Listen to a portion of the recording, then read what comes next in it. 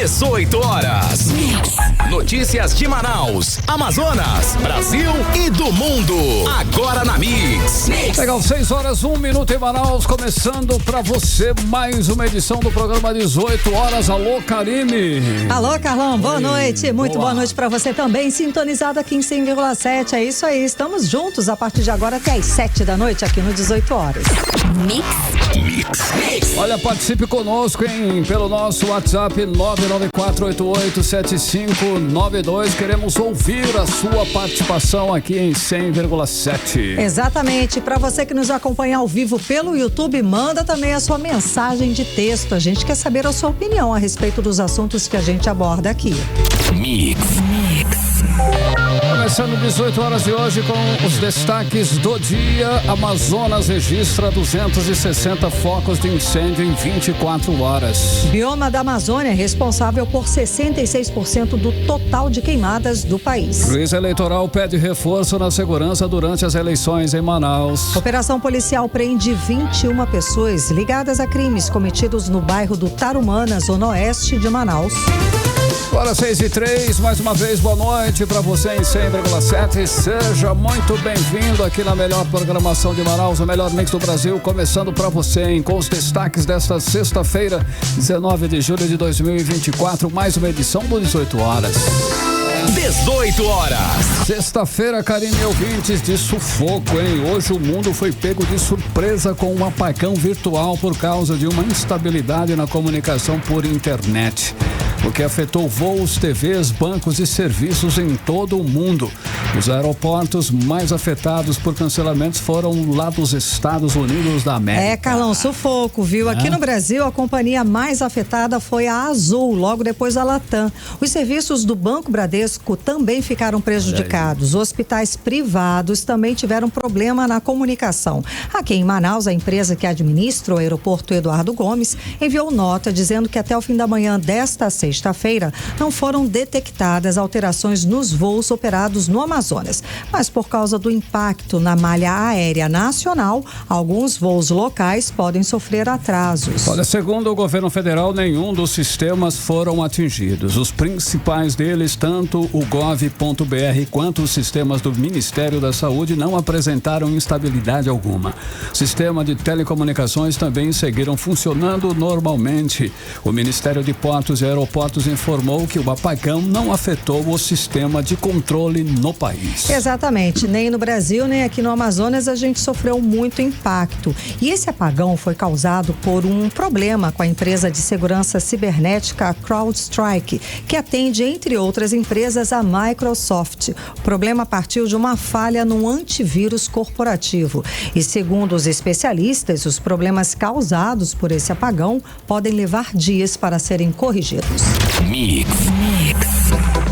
E o período de queimadas começou no Amazonas. Somente ontem foram registrados 260 focos de queimadas. Isso representa um aumento de 400% em comparação com o mesmo dia do ano passado, quando o Amazonas registrou 52 focos de queimadas. Ou seja, né, Carlão, esse ano não tá fácil não, viu? Foram, as previsões são as piores possíveis nesse setor aí. Exatamente. Gente, 260 focos de queimadas em apenas um dia, 24 horas, né? Bom, isso acontece exatamente nesse período que estamos enfrentando de vazante dos rios e de estiagem. Os dados são do programa BD Queimadas do INPE. Olha, Karine, o INPE também indica que os municípios de Apuí e Lábrea, duas cidades do sul do Amazonas, concentram em julho o maior número de focos de queimadas do país. Essa área é conhecida como Arco do Fogo, para você ter uma ideia. Olha, pois é, Carlão, e esse cenário, como você falou, podemos repetir os problemas de 2023 e até pior, né? Só lembrando que em 2023 o estado registrou mais de 20 mil queimadas ambientais e Manaus foi coberta por fumaça, aquela fumaça tóxica que durou várias semanas durante meses. A gente ficou meses aí, semanas e semanas seguidas debaixo de fumaça. Transformou o ar de Manaus num dos mais poluídos do mundo. Inclusive é inesquecível, né, Karine? Todos nós lembramos ainda dessa situação e ainda sentimos ainda, né, aquela sensação horrível horrível. Realmente gravíssima essa situação que enfrentamos no segundo semestre do ano passado. O ar no mês de outubro em Manaus foi o mais poluído daquele ano, com a concentração de monóxido de carbono em 53,6 partes por milhão. Pra gente ter uma ideia, Carlão, o normal desse índice aí é de 0 até 25. Altíssimo. Imagina, chegou a 53. Dobrou, sem condição. Quase triplicou. Bom, e também na primeira quinzena de outubro do ano passado, Manaus chegou a registrar 3 dias seguidos de intensa fumaça e ficou aí entre as cidades com a pior qualidade do ar no mundo, comprometendo, é claro, a saúde de muita gente. E tudo indica que, além da seca severa dos rios, vamos ter incêndios florestais tão intensos como o do ano passado. Inclusive, Karime Leão e ouvintes, ontem mesmo, me lembro, a gente falamos aqui no 18 horas, que Manaus registrou aí fumaça em vários pontos da cidade e da região metropolitana, e a qualidade do ar foi considerada ruim ontem, Karime. Exatamente, a apuração do repórter André Meirelles a respeito dessa fumaça, né, que tomou a Manaus, a região metropolitana, nas primeiras horas da madrugada. Tomou de conta. Exato, tomou de conta o ar, né, a cidade aí nas primeiras horas da quinta-feira. Ele está aqui com a gente, o repórter André Meirelles, conversa ao vivo e tem mais informações a respeito dessas queimadas aqui no estado. Boa noite, André. Então, os dados do INPE são preocupantes, né? 260 focos de queimadas registrados em apenas 24 horas. O que as autoridades dizem sobre isso? André, boa noite. Muito boa noite, Karime, boa noite, Carlão, boa noite a você, ouvinte, ligado aqui na 100.7. Olha, a gente tem esses dados aqui, né, um pouquinho mais detalhados, como vocês já falaram aqui, né, a gente entra nesse detalhe aqui do INPE, que é o Instituto Nacional de Pesquisas Espaciais, que ele acaba divulgando esses dados coletados aí, que, né, em várias partes aqui do país, e especialmente também do Amazonas, e a gente acaba tendo acesso também a esses dados para ver como é que está a situação, e é realmente isso, né? A gente vê que, com comparação com o mesmo período do ano passado, por exemplo, o mês de julho, teve poucos focos aí de incêndio. Já nesse mês aí, já entrou para esse recorde, né? Início aqui do mês de julho, onde o Amazonas tem aí essa média de 21 focos de calor por dia. Só que teve agora, na última terça-feira, esse número foi bem maior. Chegou aí a ser 117, né? Como a gente está falando. E na última quarta-feira, os focos de queimadas aí já foram 70, né? E esses dados mostram ainda que ontem e hoje, né, registrando aqui as datas 18 e 19 de julho, o Amazonas contabiliza agora 260 queimadas, isso tudo registrado em apenas 24 horas, né?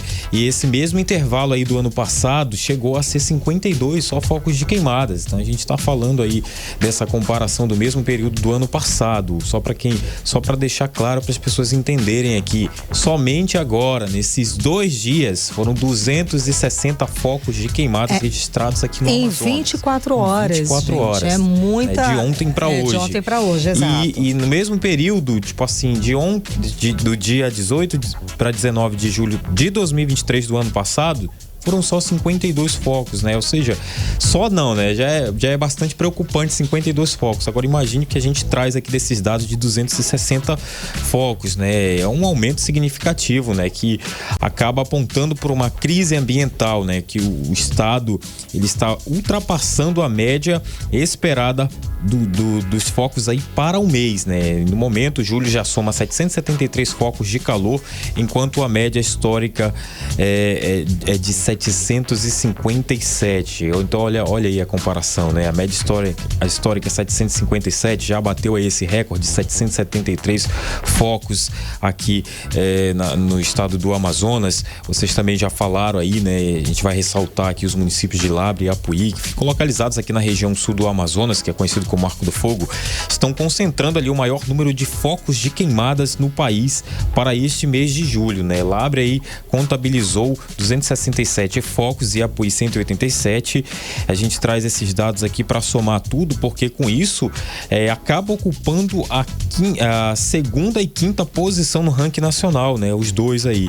Com isso, as queimadas aqui no estado, somente em julho deste ano, já estão chegando aí a 443 focos aí desde terça-feira, né? No ano passado, isso aí, nesse mesmo período, eram só 148. E o aumento agora é de 199%, né?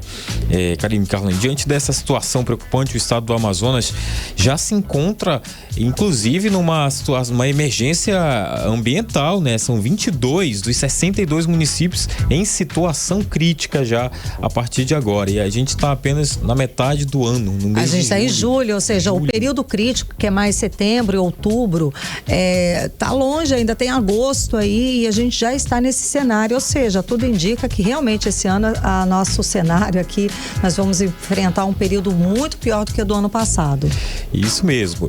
E aí a gente entrou em contato aí com os órgãos responsáveis na fiscalização e combates também a essas queimadas, né? Porque já foi feita aí uma antecipação, 33 órgãos envolvidos do governo federal, junto com o governo estadual, com o governo municipal, todos aí juntos para o combate desses focos de incêndios. Mas mesmo assim a gente consegue ver que mesmo eles tendo antecipado que trariam aí toda essa força-tarefa para os combates, ainda assim foram registrados esses Ou seja, de atitude, de ação, de combate a queimadas não tem nada, porque comitê para falar e para ter informação, até aqui a gente tem. A gente está falando sobre esse cenário, esse possível cenário desde o ano passado. Isso aí não é novidade para ninguém, não precisa fazer comitê especial para isso. A gente quer comitê especial que dê resultado, que combata incêndios.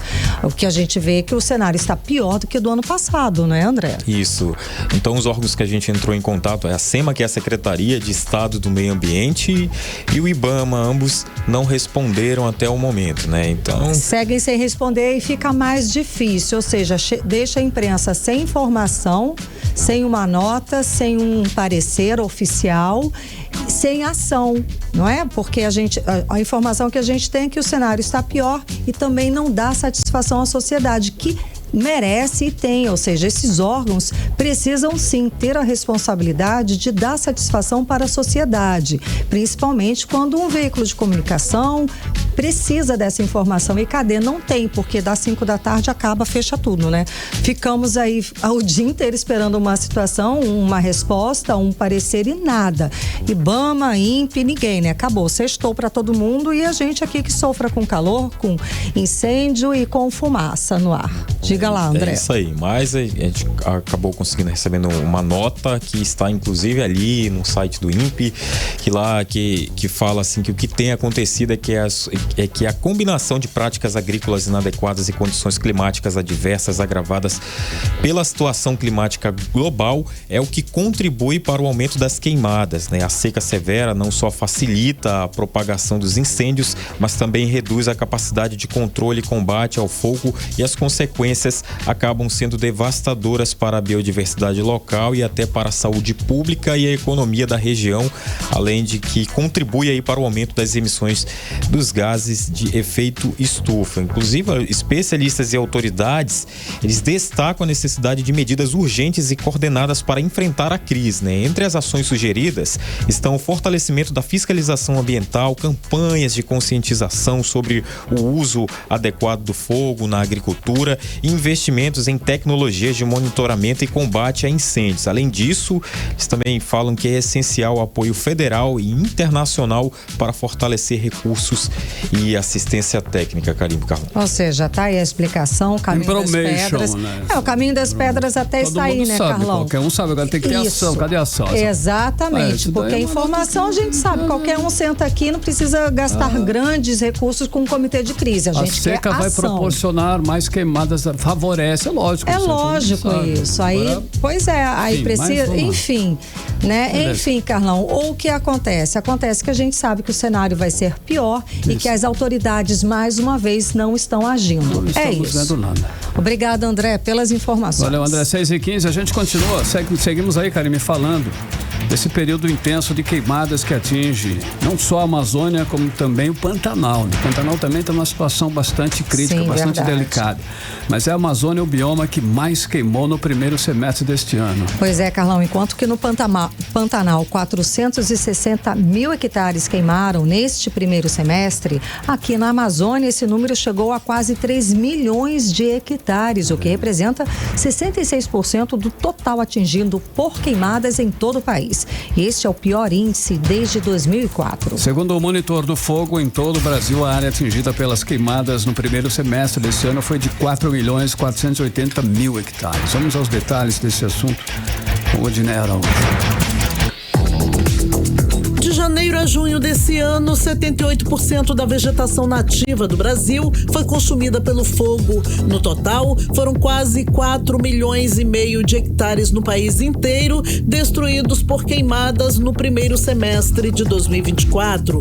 Dos biomas brasileiros, a pior situação foi na Amazônia. Apesar da crise no Pantanal, que registrou recordes de queimadas, segundo o projeto MAP Biomas, que mapeia e monitora as mudanças no território brasileiro, números do Monitor do Fogo revelam que a Amazônia foi o bioma que mais queimou no primeiro semestre desse ano. Foram consumidos na região 2.970.000 hectares, o que representa 66% do total atingido pelo fogo no país. De acordo com a organização ambiental Greenpeace, historicamente é esperado um grande índice de desmatamento e queimada na Amazônia entre os meses de julho a outubro, quando a maioria dos estados passa pelo verão amazônico, caracterizado pela diminuição das chuvas e da umidade relativa do ar e o aumento da temperatura. Isso deixa a vegetação mais seca e mais sujeita ao fogo. Este ano, porém, no primeiro semestre já foram contabilizados pelo INPE o pior índice de calor, segundo o porta-voz do Greenpeace Brasil, Rômulo Batista. Já foram contabilizadas pelo Programa de Queimadas do Instituto Nacional de Pesquisas Espaciais, o INPE, 13.489 focos de calor, o pior índice desde 2004 e a terceira maior marca desde 1998, quando se iniciou o monitoramento. Além disso, foram quase 3 milhões de hectares queimados, segundo o Mapa Biomas, o maior índice desde o início do monitoramento deles em 2019. A maioria dos focos de calor e áreas queimadas ocorreram em Roraima, que ainda está passando pelo efeito do El Niño, o que deixou o estado ainda mais seco. Vários outros fatores, porém, contribuíram para os focos na Amazônia no primeiro semestre desse ano, segundo Rômulo Batista, porta-voz do Greenpeace Brasil. Acabou de passar pelo ano mais quente registrado dos últimos 100 mil anos. E em junho completamos 13 meses em sequência de temperaturas recordes em cada um desses meses. Quanto maior a temperatura, mais vulnerável a floresta está e mais sujeita a queimadas também. A gente tem que levar em conta que houve uma paralisação dos órgãos de fiscalização, o IBAMA e o ICMBio, devido a justas reivindicações salariais e por reestruturação da carreira. Isso pode ter gerado a sensação adicional de impunidade, já que as equipes de fiscalização não estavam em campo. Vale lembrar que isso não se aplica para as equipes de combate a queimadas e incêndios florestais. Além disso, de acordo com Rômulo Batista, do Greenpeace Brasil, a falta de rigor na punição dos responsáveis pelos incêndios criminosos também mantém os números elevados. Não adianta apenas multar quem incendeia o bioma. Também é necessário cobrar o pagamento da multa, o que não ocorre na maioria dos casos. Essa leniência permite que o crime seja cometido com mais frequência, pela certeza da impunidade, já que não vai ter gasto mediante aquele crime ambiental que ocorreu. Odinei Araújo para o 18 horas. Você está ouvindo 18 horas. Agora em Manaus, 6 horas e 20 minutos. Carlão, vamos falar sobre os bastidores da política local? Vambora? Bora com Cíntia Blink. Cíntia Blink, é ela. Cíntia, muito boa noite, Cíntia Blink. Então, o juiz eleitoral Rafael Rodrigo da Silva Raposo, ele pediu reforço federal para as eleições aqui em Manaus. É claro, né, Carlão? A gente tem falado que a violência aqui não tá fácil, né? Tem mesmo. Segundo o juiz, segundo ele, é por causa do alto número de mortes e poucos policiais na cidade. É isso mesmo, Blink? Conta mais. Boa noite. Boa noite, Karine. Boa noite, Carlão e todo mundo que está com a gente na 100.7. É exatamente isso. A que ponto nós chegamos, né? Pois é. O juiz eleitoral, Rafael Raposo, ele é quem preside as eleições em Manaus. Aí o que ele faz nesse momento que a gente está prestes a ir às urnas? Fez justamente essas alegações que a Karine falou. São 3 motivos. Primeiro, o aumento do número de homicídios e crimes em geral aí na cidade de Manaus, aí redução de policiais civis e redução do efetivo de policiais militares. Tudo isso levou o juiz Rafael Raposo a fazer o pedido. Ele encaminha um pedido para ter esse reforço aí da federal, né, nos ajudando quanto à segurança. E o trâmite é o seguinte: primeiro ele manda para o presidente do TRE Amazonas, Tribunal Regional Eleitoral do Amazonas, que é o desembargador João Simões. A partir desse momento, João Simões entrega esse pedido para o TSE, que é o Tribunal Superior Eleitoral, e aí sim o TSE pede aí agentes das forças federais para virem a Manaus durante o período do pleito para poder fazer essa ajuda. E na solicitação, o juiz, o Rafael Raposo, ele é bem detalhista, ele fala assim das situações nos bairros, ele fala, inclusive, ele cita facções, ele fala do Comando Vermelho, do primeiro comando da capital, da Família do Norte, do Cartel do Norte, ele fala da disputa de território, dos sérios riscos que Manaus corre durante o processo de votação por conta desse contexto. Ele realmente não esconde o jogo, ele fala o que está acontecendo e explica exatamente por que a gente precisa desses reforços aqui em Manaus. Maravilha. Ele falou a verdade que só o Estado não quer ver, né, Cíntia? É isso, ele fala inclusive de números, ele traz números que foram levantados pela Assembleia Legislativa sobre o número de policiais militares, ele fala também do déficit de pessoal quanto ao policial civil, enfim, ele faz realmente um relatório que vai ser necessário justifica mandar, o processo. Justifica, se não mandarem não tem porquê, o motivo foi, sabe? Exato. Ei, Cíntia, nós estamos agora abrindo a temporada de convenção partidária, não é isso? E é um evento, né? É um evento importante rumo às eleições, né? Estamos começando praticamente, já estamos no clima já de eleição total com essas convenções aí. Quem vai abrir é o PCdoB. Marcou para amanhã, Cíntia, a convenção? Amanhã, sábado, é isso? Confere? Isso, exatamente. Amanhã, sábado, é o dia que começa de fato aí a poder fazer convenção. É o dia número 1, digamos assim, das convenções, esse 20 de julho. E vai até dia 5 de agosto. Então é nesse período de agora que a gente vai saber de fato quem vai ser candidato, quem não vai ser, quem vai com quem também. A gente vai de fato saber o que vai estar na urna daqui a pouco. Mas nesse primeiro momento, a gente sabe que o PCdoB não tem candidato, né? O candidato dele é o Marcelo Ramos, da federação. Eu não estou falando exatamente de prefeito aqui, essa convenção ela vai ser para vereadores. Isso. E aí vão ser apresentados, porque os vereadores a gente fala menos porque eles são muitos, mas eles também são pré-candidatos a vereador. A regra que vale para o prefeito de não poder falar vote em mim, que sou candidato tal e tal e tal, vale para vereador também. Só é mais difícil de controlar, né? Porque aí são inúmeros candidatos e fica complicado. Mas por isso que vai ter aí do PCdoB, mas não é só o PCdoB não. O PMB também, o Partido da Mulher Brasileira, faz amanhã a convenção. Eles não têm partido deles o prefeito, mas eles têm candidato sim a vereador. Isso, vereança. E aí, do PMB vai ser às 19 horas na rua Marquês da Vila Real, na Praia Grande, Parque das Laranjeiras. Vai acontecer então amanhã à noite. O PMB, só pra gente ter uma ideia de como é que ele tá se posicionando na vida, né? Ele faz aliança ali com o grupo de Wilson Lima, que é um grupo grandíssimo de partidos. Acho que é o maior, é o maior grupo que temos. Então é possível que esteja participando desse evento nomes como, por exemplo, o deputado Roberto Cidade, que é o candidato. Não é ainda a convenção dele, mas ele pode fazer parte ali desse momento, né? Assim como a gente pode ver Marcelo Ramos do PCdoB. Na verdade, é bem provável. Olha aí. É verdade. O do PCdoB já vai ser de manhã, tá? Como eu dei o orador, vai ser de manhã no Sindicato dos Metalúrgicos. Ele tá em casa no PCdoB, né, Cíntia? Ele começou ali, né? É verdade, foi onde ele começou. Ele, Vanessa e muita gente. Exato. Alessandra, Campelo. Então ele está em casa.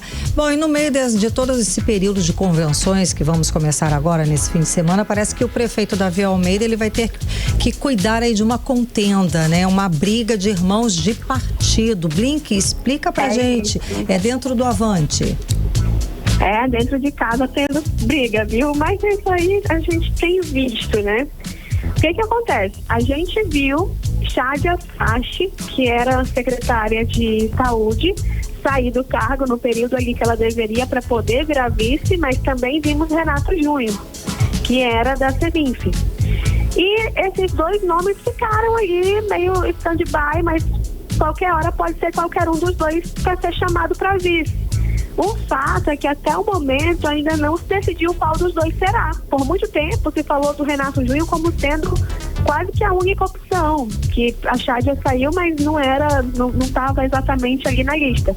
Aparentemente esse jogo vira, viu? Porque o jornalista Newton Correia avisou que a Chádia, mesmo sendo do Avante, ela é a opção preferida do senador Eduardo Braga. Eduardo Braga, que é do MDB, mas é também um dos dois senadores, né, ele e Omar Aziz, que estão bancando bastante o município de Manaus com emendas parlamentares. Então são peças importantíssimas não só pelas emendas, mas pela influência, pelo tempo de TV que os partidos aliados podem dar ali para o Avante, que precisa não tem como dispensar isso, essa união é necessária. E aí, Chádia é vista ali com bons olhos pelo Eduardo Braga. Não consegui uma posição sobre Omar Aziz dessa história, mas o Braga, de acordo com o Newton, tem uma preferência pela Chádia e não pelo Renato. Legal. Toda essa história está fazendo que tem ali um balanço, né? Não saber exatamente para que lado ir, mas, como a gente falou, a partir de amanhã até dia 5, tem que definir.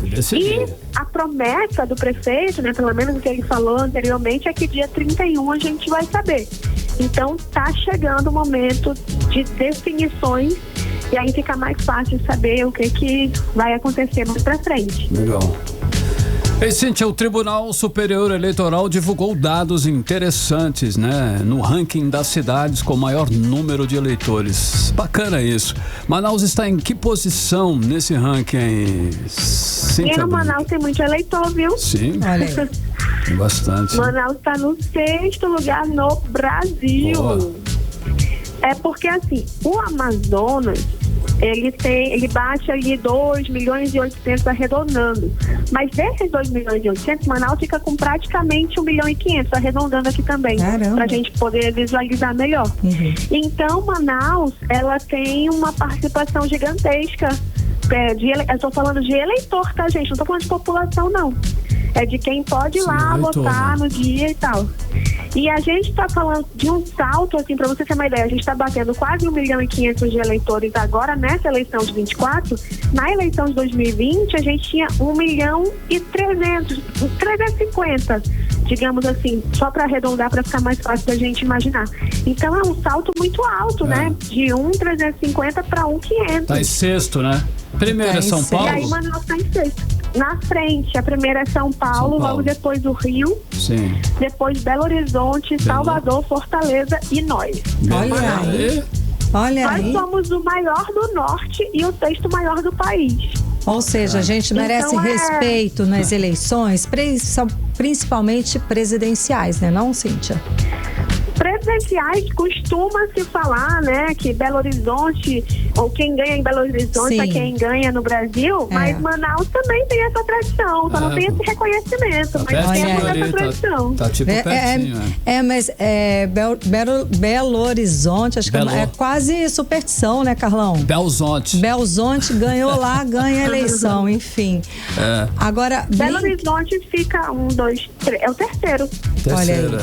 Maior. Tá vendo? colégio eleitoral em Minas é muito grande, né? Sem dúvida alguma. E dentro desse percentual, as mulheres são maioria, tá? Então está na mão das mulheres manauaras decidirem o futuro de muita coisa. Pois é, né? Estamos aí nessa representatividade, eu não vejo tanta coisa focada pra gente.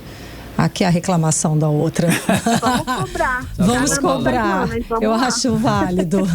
Porque, né, assim, a gente vê esse cenário tão importante com as eleitoras, as mulheres que decidem isso. Por outro lado, os índices de violência são péssimos pra gente aqui também em Manaus, né? Feminicídio, estupro e tudo mais. A gente merece mais respeito. É verdade. Olha aí. Cíntia, pra finalizar, Cíntia, que história é essa de assédio na Câmara Municipal aqui em Manaus? Pois é, uma servidora, ela denunciou que um dos procuradores da Câmara estava cometendo assédio contra ela.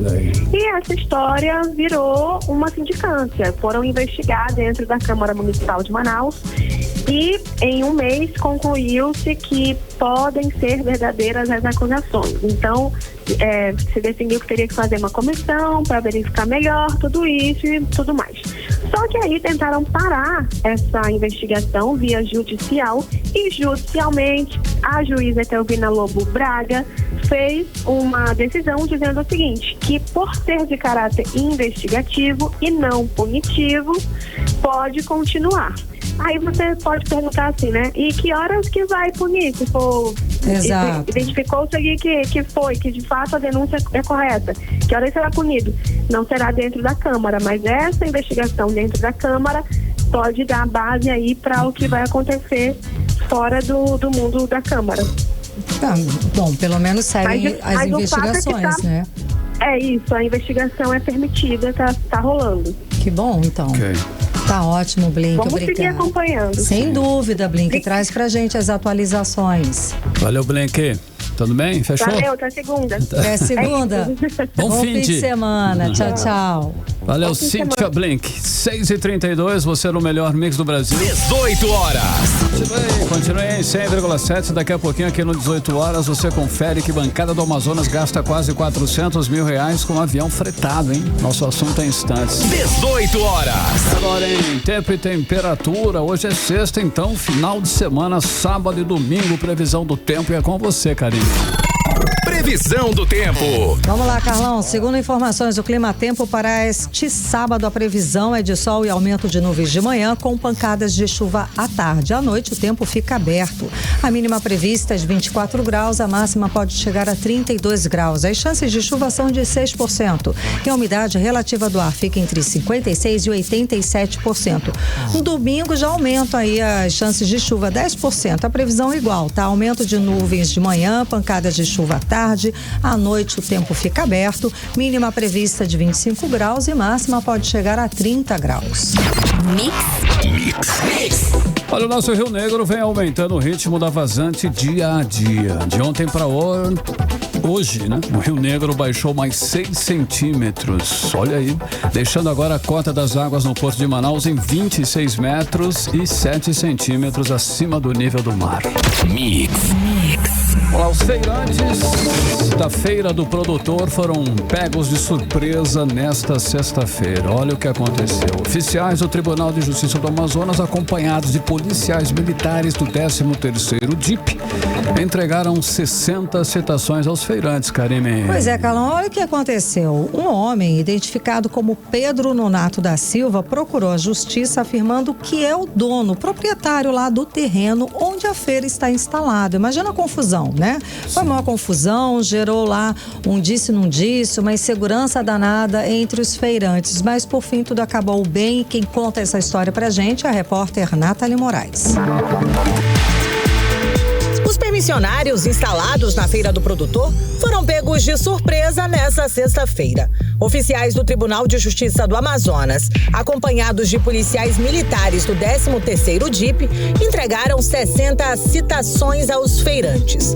Um homem, identificado como Pedro Nonato da Silva, procurou a Justiça do Amazonas, afirmando ser o proprietário do terreno, onde a feira está instalada. Conversamos com o José Assis, assessor jurídico do Sindifeiras, que explicou a situação. 60 dos feirantes já foram citados e vão ser citados todos. E nós nós, pelo corpo jurídico do sindicato, iremos representar todos os feirantes dessa feira para que a gente possa pedir o arquivamento dessa ação ou que eles coloquem no polo passivo a Prefeitura Municipal de Manaus, porque é a Prefeitura Municipal que tem a posse direta. Os feirantes que aqui se encontram, eles estão trabalhando com uma autorização da Secretaria Municipal de Agricultura, que é quem detém o poder de organização das feiras. Então aqui não tem invasor, não tem nenhum tipo de trabalho de forma ilegal. No coração do Jorge Teixeira, por aqui trabalham mais de 309 permissionários devidamente cadastrados na Secretaria Municipal de Feiras e Mercados. E são gerados mais de 2.000 empregos diretos e indiretos. Vendendo uma imensa variedade de produtos, a Feira do Produtor é hoje a maior feira da Zona Leste de Manaus, como explica o representante do Sindifeiras. Inclusive, uma assembleia já foi marcada para a atualização e permanência da feira. O Sindifeiras já tem uma assembleia programada para esses feirantes, para a gente fazer coleta de documentos, e nós temos 15 dias para responder a ação. Vale ressaltar também que o suposto proprietário desse terreno entrou com uma tutela de urgência pedindo a reintegração imediata, o que foi negado pelo magistrado, uma vez que ele mesmo também não comprovou a posse anterior a 1995, quando foi instalada essa feira. Então, está totalmente desproporcional. O juiz Roberto Hermides de Aragão Filho deu um prazo de 15 dias aos permissionários e para a Secretaria Municipal de Feiras e Mercados apresentarem a documentação necessária. Nathalie Moraes para o 18 horas. Você está ouvindo 18 horas. O secretário da SEMAC, o Wanderson Costa, ele disse em entrevista que não há nenhuma possibilidade da feira acabar e dos permissionários, os feirantes, perderem aí a ele concessão. Tranquilizou os feirantes, no caso. Exatamente, ele tranquilizou tudo, dizendo inclusive que os documentos apresentados por esse homem, dizendo que é o proprietário do local, o Pedro Nonato da Silva, esses documentos não valeram, ele não conseguiu comprovar que era o dono do local. Então, ele segue valendo a feira. Exatamente, segue valendo a feira e segue todos os trabalhos lá tranquilamente na feira. Que bom. 6h37, você no melhor mix do Brasil. 18 horas. Olha só, 21 pessoas ligadas às organizações criminosas que atuam na Zona Oeste de Manaus foram presos na Operação Raio, que começou na segunda-feira e terminou hoje, Karine. Pois é, e o repórter André Meirelles, ele está acompanhando esse assunto, volta a conversar aqui com a gente ao vivo. Boa noite, André. Então, essas prisões aconteceram no bairro Tarumã, é isso? Isso mesmo, Karine, Carlão, boa noite mais uma vez para vocês, boa noite você ouvinte. Olha só, além da prisão dessas 21 pessoas aí envolvidas no tráfico de drogas, a polícia divulgou que está à procura de outras mais 20 pessoas aí, né? De acordo com o delegado titular da Delegacia Especializada em Capturas e Poliinter, Fábio Ali, a operação visou o cumprimento de mandados de prisão relacionados a crimes ocorridos em comunidades ali do bairro Tarumã, bem como a captura dos foragidos ali naquela região, né? O delegado disse que hoje a ação foi intensificada na comunidade Parque São Pedro. Ali no local foram cumpridos 3 mandados de prisão, também foi cumprido um mandado de prisão no município de Itapiringa, aqui no interior do Amazonas. Vamos conferir a fala dele. Estamos segunda-feira no cumprimento de mandado de prisões em várias comunidades do bairro Tarumã e finalizamos hoje no Parque São Pedro. Conseguimos a prisão de 5 homicidas, 3 ladrões, 8 traficantes. Essas são as mais relevantes, além de 4 estupradores. Uma prisão foi realizada no município de Itapiranga. Conseguimos também capturar foragidos de outro estado, um condenado por homicídio de Belém, há 16 anos, que estava aqui em Manaus, se escondendo nessa região, uma pessoa foragida do Rio de Janeiro por tráfico de drogas e 2 homicidas do interior, que tinham abandonado o município e estavam se escondendo aqui. Então foi uma operação muito efetiva, muito contundente. Tivemos um assaltante com 18 anos de condenação, que foi preso também. E com isso acreditamos que vai haver uma melhoria na segurança dessa região.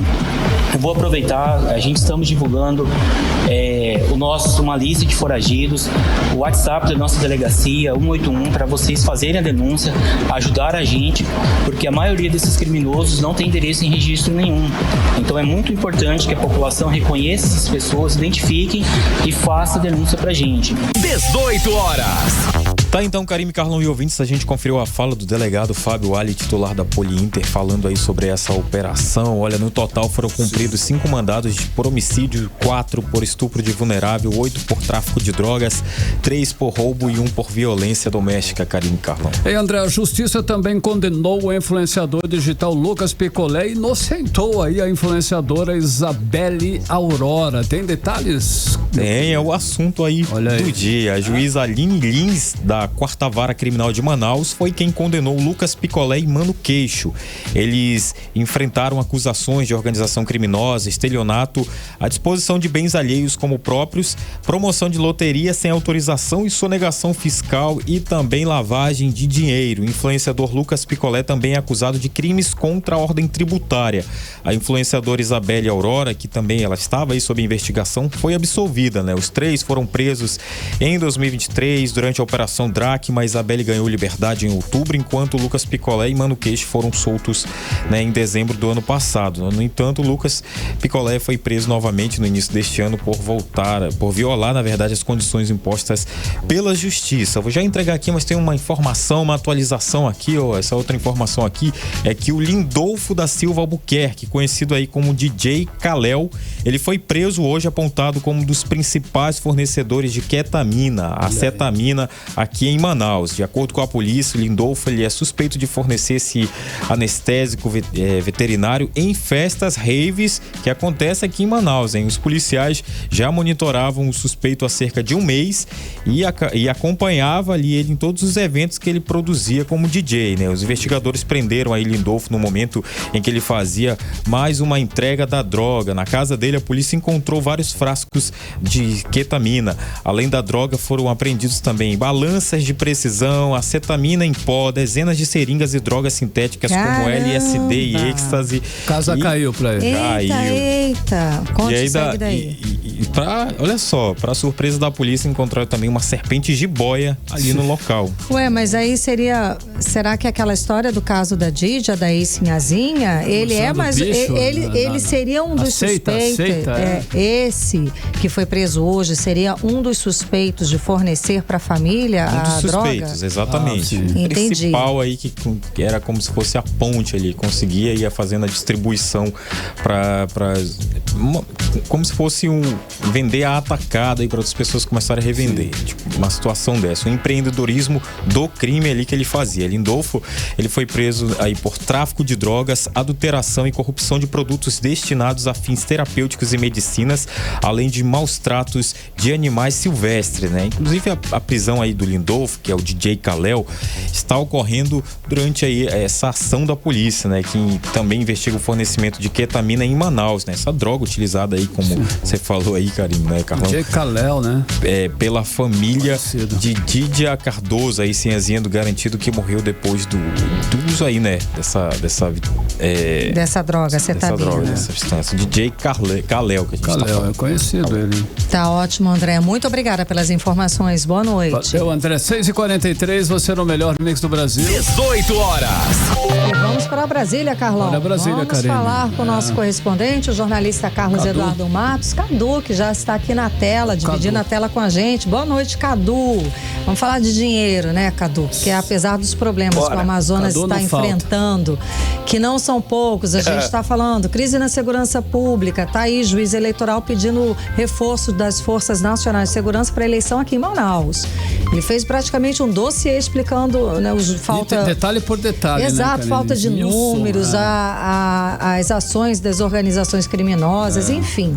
A crise na saúde, só para falar assim por alto. Apesar disso tudo, tá? A nossa bancada do Amazonas aí em Brasília parece que não está preocupada com essa história, não. Eles estão preocupados com autopromoção. Isso porque os nossos representantes gastaram quase R$600 mil só com marketing pessoal. Cadu, explica isso pra gente. A gente tá pagando isso? Sim, claro, com certeza. Isso mesmo, Karime, são os nossos deputados influencers, né? Boa noite para você, minha querida. Boa noite, Carlão. Boa noite, ouvintes do 18 horas.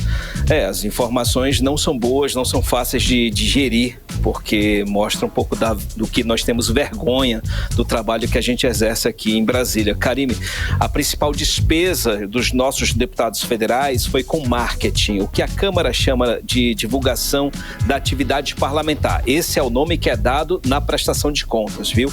1/3 da cota parlamentar da bancada do Amazonas foi gasto com divulgação da atividade parlamentar. Para quem não sabe o que é isso, Karime, cota parlamentar é um recurso que a Câmara coloca à disposição do deputado para que ele possa pagar algumas despesas, como aluguel de escritório, aluguel de carro, pagamento de gasolina, serviço jurídico, serviço de comunicação, enfim, passagem aérea é um outro tipo de recurso, mas que vai também para a prestação de contas.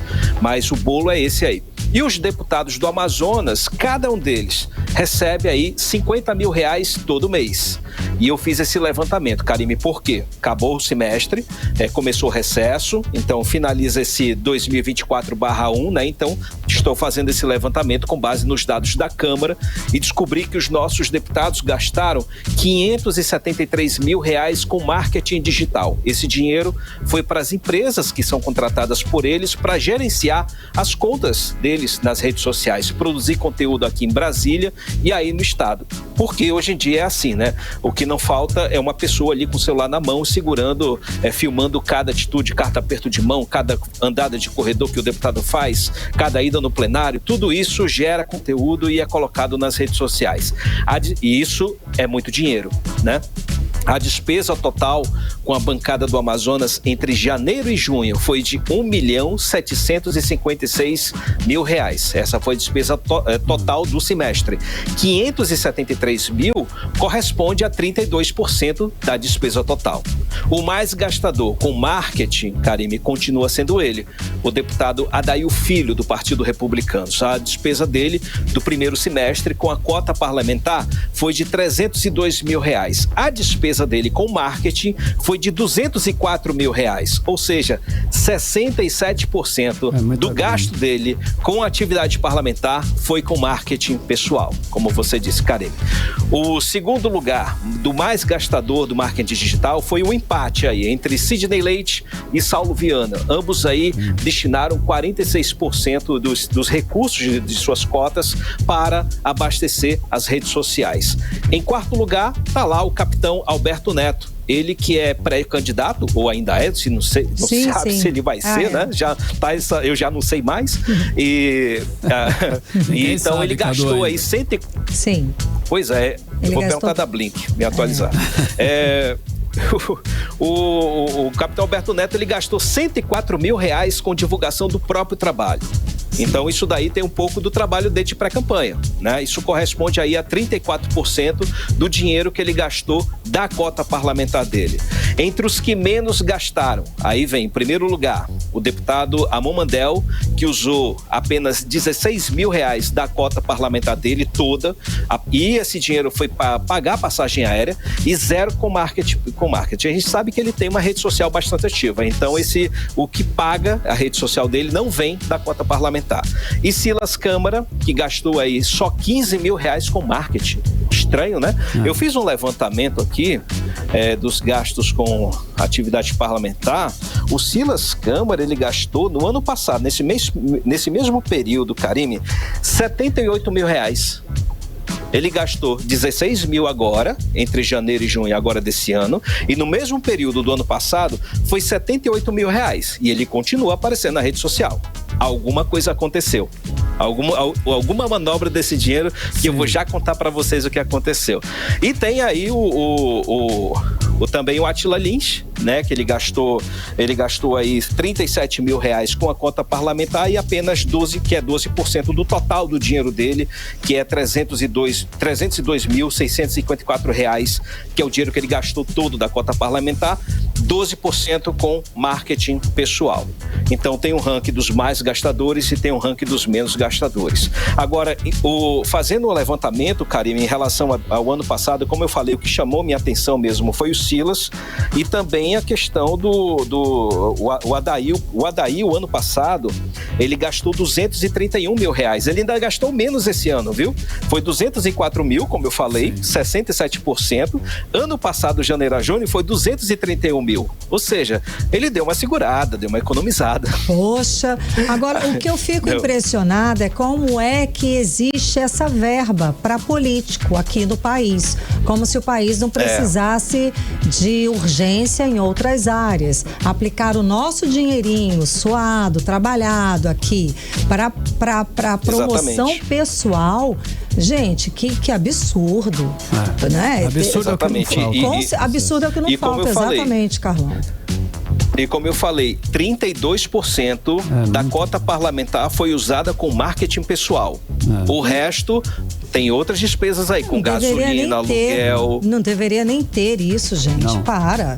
Não deveria, muita regalia, não é, gente? Sabemos, vamos combinar, é muita regalia.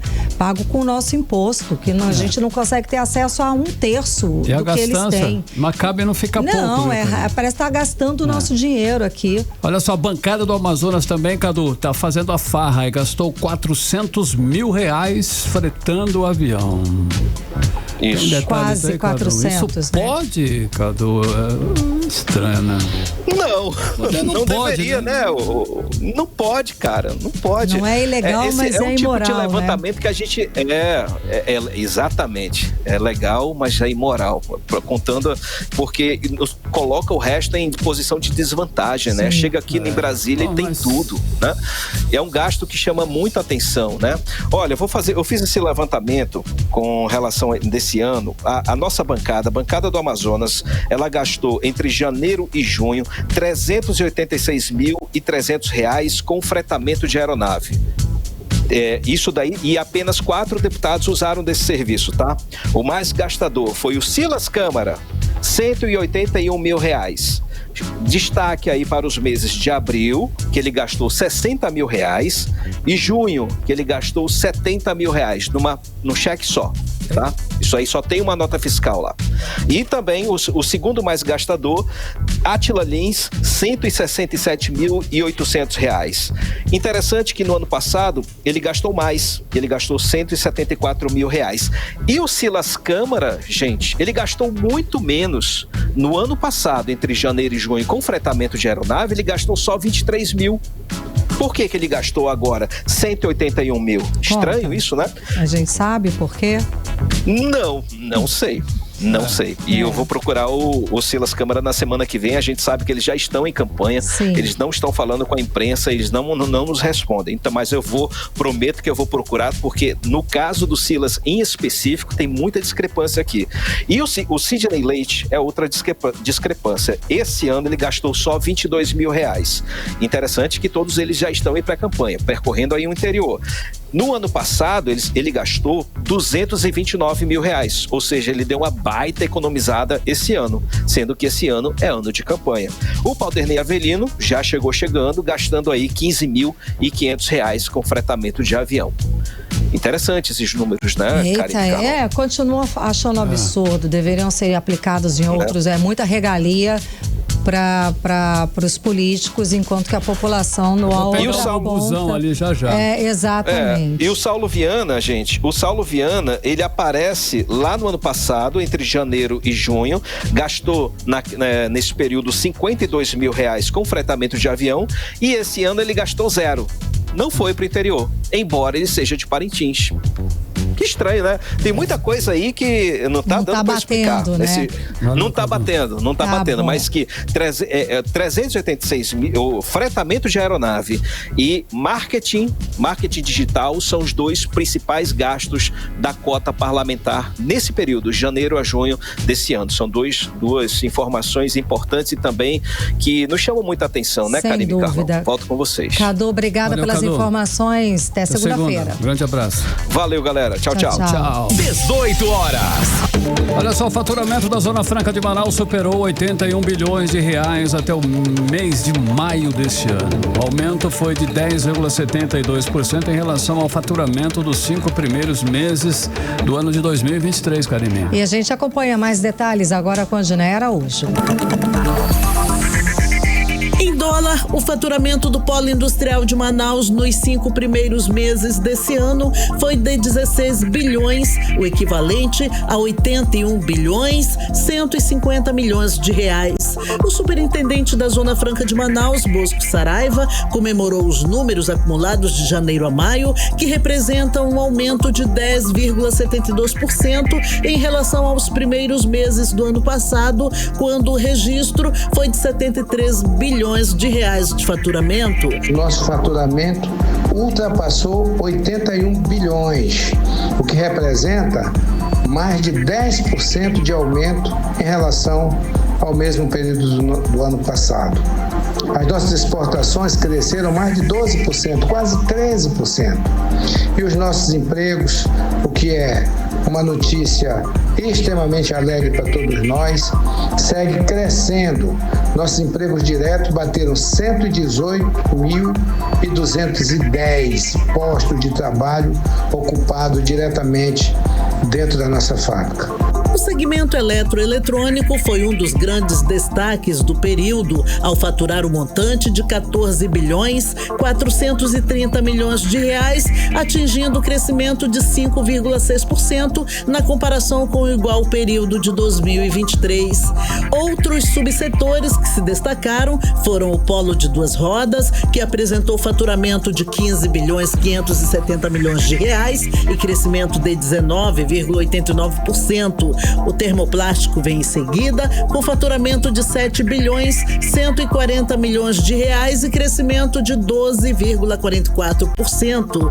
Já o setor químico faturou 8 bilhões 130 milhões de reais, registrando crescimento de 7,4%. O superintendente da Suframa, Bosco Saraiva, está confiante de que o crescimento deve se manter neste segundo semestre. Temos a certeza de que esse ano nós quebraremos todos os recordes de faturamento, exportações e de geração de emprego no Polo Industrial de Manaus. Já entre os principais produtos fabricados pelo Polo Industrial de Manaus, os maiores destaques no período de janeiro a maio incluíram os ar-condicionados do tipo Split, com 2.280.000 unidades produzidas e aumento de 75,3%. O ar-condicionado de janela ou de parede produziu 168.339 unidades, acumulando aumento de 215,29%. Depois aparecem as motocicletas, motonetas e ciclomotores, com mais de 794.000 unidades produzidas, um aumento de 14,95%. Os televisores com tela LCD e LED, com 5.858.435 TVs produzidas, registraram um aumento de 8,75%. Odineia Araújo para o 18 horas. Você está ouvindo 18 horas. 18 horas. Esporte. Cid Soares, o Amazonas está pronto para encarar o América Mineiro amanhã, Cidão? Tá, sim. Pronto, acabou. Olha, o Amazonas vai em busca de mais uma vitória aí fora de casa, né, pela Série B. Sim. E agora é contra o América Mineiro, amanhã em Belo Horizonte. Belzonte, como você fala, Belzonte. Né? O Amazonas conta com atores conhecidos do futebol mineiro. Vários jogadores da equipe amazonense já passaram por lá, alguns deles aí com muito sucesso, inclusive. Os principais destaques estão no ataque: Jô, ex-Atlético, e Sassá, ex-Cruzeiro, também ex-Atlético. Outro nome de grande relevância é o lateral direito Ezequiel, que defendeu a equipe celeste entre 2016 e 2017. Então, a experiência desses jogadores aí qualifica a Onça Pintada a fazer um jogo excepcional amanhã. Portanto, vamos embora. Olha, a Corte Arbitral do Esporte, o CAS, acatou parcialmente o pedido da União para anular o processo do Gabigol. O Tribunal Suíço decidiu impugnar o painel que deu efeito suspensivo ao Gabriel e julgaria o mérito final. No entanto, ao contrário do que foi publicado na última terça-feira, o CAIS manteve em vigor a decisão que libera o atleta do Flamengo para atuar enquanto aguarda o julgamento. As partes já foram notificadas e eu estou agora notificando a torcida aqui. Bom, vamos aos jogos aí do Campeonato Brasileiro, 18ª rodada, que acontece no fim de semana. Amanhã, Flamengo enfrenta o Criciúma. Os times vão a campo aí no gramado do Mané Garrincha a partir das 3 da tarde e o Botafogo encara o Internacional no gramado do Newton Santos, o Engenhão, a partir das 5h30 da tarde. Já o Palmeiras enfrenta o Cruzeiro no gramado do Allianz Parque a partir das 8 horas da noite. No domingo, o Grêmio enfrenta o Vitória no gramado do Centenário a partir das 10 da manhã. Então tem jogo aí toda hora para você curtir, certo? O Atlético Mineiro vai enfrentar o Vasco no gramado da Arena MRV a partir das 3 da tarde. Já o Bahia enfrenta o Corinthians também no domingo no gramado do Casa de Apostas Arena Fonte Nova, isso a partir das 3 da tarde. O Bragantino vai enfrentar o Atlético Paranaense no gramado do Nab Abshadid a partir das 5h30 da tarde. No mesmo horário, Fortaleza enfrenta o Atlético Goianiense no gramado do Castelão, lá no Ceará. E também, às 5h30, o Juventude encara o São Paulo no gramado do Mané Garrincha. Gente, eu vou deixar por aqui. Valeu, Cid. Valeu, tá tudo Cid. certinho. Segunda-feira a gente se esbarra. Valeu? Até a segunda. Bom fim de semana. Até segunda. Seguimos direto para o editorial 18 horas. Editorial 18 horas. A epidemia de violência sexual no Brasil precisa ser combatida urgentemente. Foram quase 84 mil casos de estupros em 2023, com média de 1 a cada 6 minutos. Os dados são do 18º Anuário Brasileiro de Segurança Pública e o país atingiu um triste recorde. O Amazonas teve em média 2 estupros de vulneráveis por dia e ficou na 5ª posição no ranking nacional de índice de aumento entre 2022 e 2023. As mulheres são a maioria das vítimas e os agressores estão, na maior parte das vezes, dentro de casa. O anuário mostra ainda o aumento em todas as modalidades de violência sexual registrada no país. A impunidade parece estar por trás desses números. Afinal, os criminosos estupradores não demonstram ter medo da pena prevista no Código Penal, que prevê até 15 anos de prisão. E sobe para 30 anos no caso de o estupro resultar em morte. É preciso combater, sim, essa epidemia firmemente. 18 horas. Karime, até segunda. Boa noite. Até segunda. Boa noite. Você ouviu 18 horas. As notícias do Brasil e do mundo. De volta amanhã.